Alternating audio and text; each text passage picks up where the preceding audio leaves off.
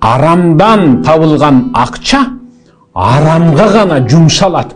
Арам инсан арамды гана колдойт. Биздикилер айтып жатат. Куруп койсок чет өлкөлүктөр келип ойнойт, биздикилер кирбейт. Биздин кыздар ошол жерге барып сойку болот. Биздин жигиттер ошол жерге кул болот иштеп. Биздин жигиттер ошол жерге ууру болот. Ошол кумарбоздорду ташып жүрүп, булганып бүтөт. Фаштани эч качан жолобогула, жолотпогула деп атат. Аймаңарды ачылбасын андай деп атат Аллах Таала. Аллахтын сөзү үстүн өктөнгү же депутаттын сөзүбү колдоп койгон. Акылыңарга келип тыйыла турган учур келбедиби?